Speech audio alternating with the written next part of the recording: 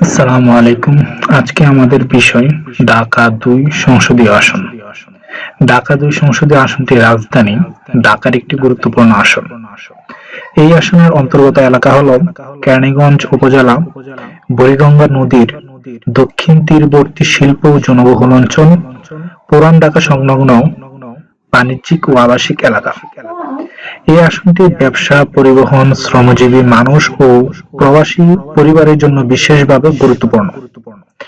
এই আসনে বিএনপি জোটের প্রার্থী আমানুল্লাহ আমান। তিনি 1962 সালের 25শে জানুয়ারি ঢাকার কেরানীগঞ্জের হযরতপুর ইউনিয়নে জন্মগ্রহণ করেন। তার পিতার নাম মিকু মিয়া ও মাতার নাম করিমুন্নেছা। তার স্ত্রী সাবেরা আমান। আমানুল্লাহ আমান ঢাকা বিশ্ববিদ্যালয়ের ছাত্র ছিলেন। তিনি ঢাকা বিশ্ববিদ্যালয় থেকে স্নাতক ও স্নাতকোত্তর ডিগ্রি অর্জন করেন এবং ছাত্র জীবনে বাংলাদেশ জাতীয়তাবাদী ছাত্র দলের রাজনীতিতে সক্রিয় ছিলেন। তিনি 90-এর স্বৈরাচার বিরোধী আন্দোলনে নেতৃস্থানীয় ভূমিকায় ছিলেন। এছাড়া 1990-91 সেশনে ঢাকা বিশ্ববিদ্যালয় কেন্দ্রীয় ছাত্র সংসদের ডাকসু নির্বাচনে ছাত্রদল থেকে নির্বাচিত ভিপি ছিলেন।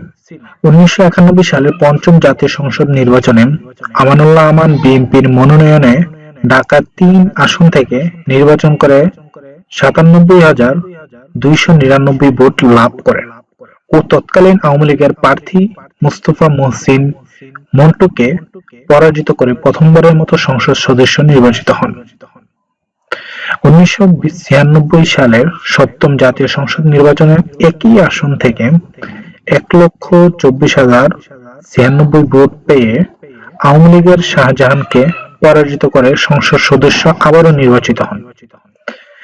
2001 সালের অষ্টম জাতীয় সংসদ নির্বাচনে আওয়ামী লীগের নজরুল হামিদকে পরাজিত করে 1,69,980 ভোট পেয়ে পুনরায় বিজয়ী হন।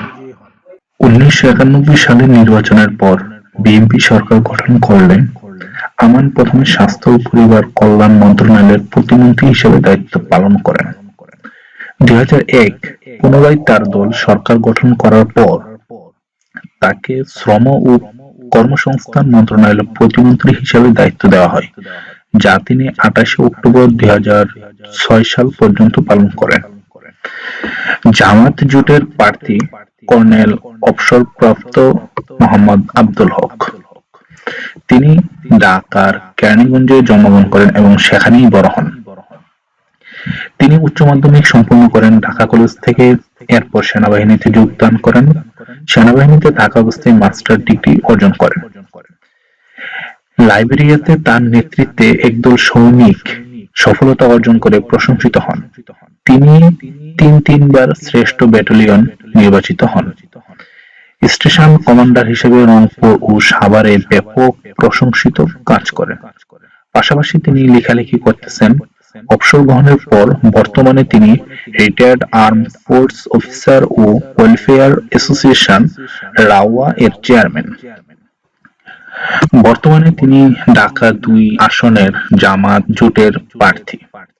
তিনি বাংলাদেশ জামাতে ইসলামীর মনোনীত প্রার্থী হিসেবে ঢাকা-২ সংসদীয় আসনে মনোনয়নপত্র দাখিল করেছেন, কিন্তু তার মনোনয়নপত্র ৩ জানুয়ারি 2026-এ বাতিল ঘোষণা করা হয়েছে। এই সিদ্ধান্তের বিরুদ্ধে তিনি আপিল করেছেন। রাজনীতিতে তিনি নতুন হলেও অবসরপ্রাপ্ত সামরিক কর্মকর্তা হিসেবে শৃঙ্খলা প্রশাসন ও রাষ্ট্রীয় ব্যবস্থাপনায় অভিজ্ঞতা রয়েছে। ঢাকা-২ আসনে এবারের নির্বাচন শুধু রাজনৈতিক প্রতিদ্বন্দ্বিতা নয়, এটি অভিজ্ঞ রাজনীতি বনাম সুশৃঙ্খল প্রশাসনিক নেতৃত্বের এক গুরুত্বপূর্ণ লড়াই।